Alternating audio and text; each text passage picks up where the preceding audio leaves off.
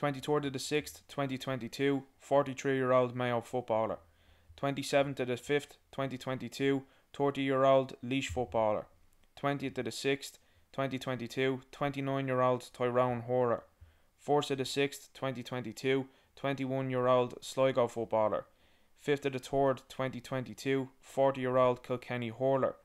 19th of the 6th, 2022, under-18 hurler.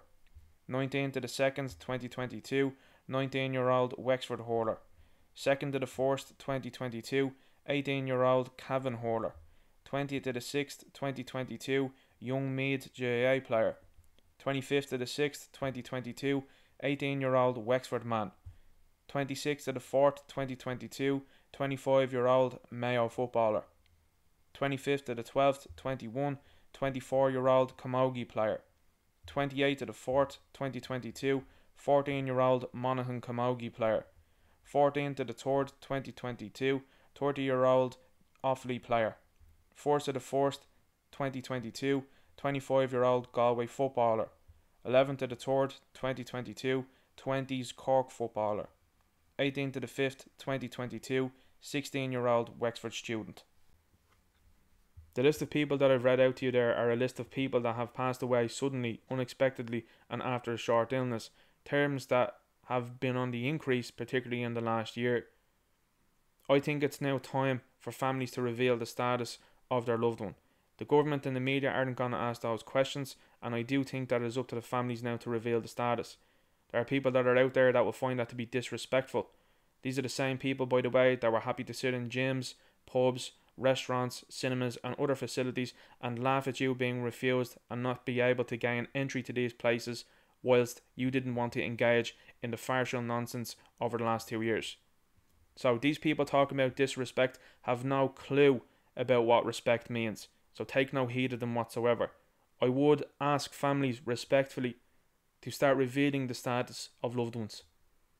My greatest sympathy and indeed my condolences are extended to each and every one of you.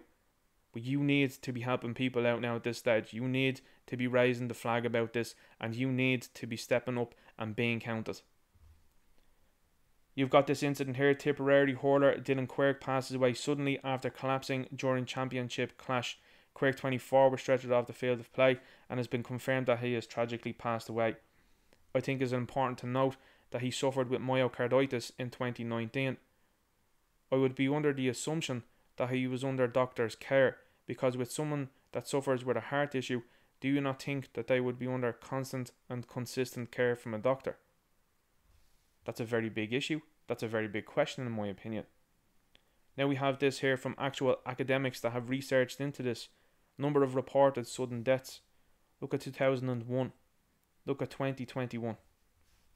This is a very simple graph to get it right into your mind now at this stage of the game as to what's going on. This is only in the USA, by the way. This is American figures. This isn't taking into account what's going on across the world. You're hearing about it all the time.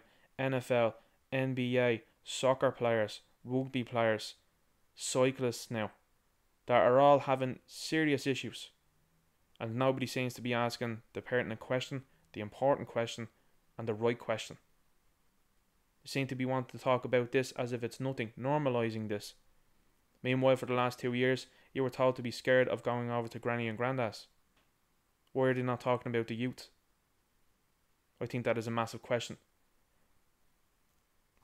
Like I said earlier on, my sincere condolences to the family of this young man. My sincere condolences to everybody that has lost a young person in their lives now, in the last year. I think the questions need to be raised and they need to be asked, and people need to be getting louder and louder about this. The time for burying the head in the sand and looking the other way is over.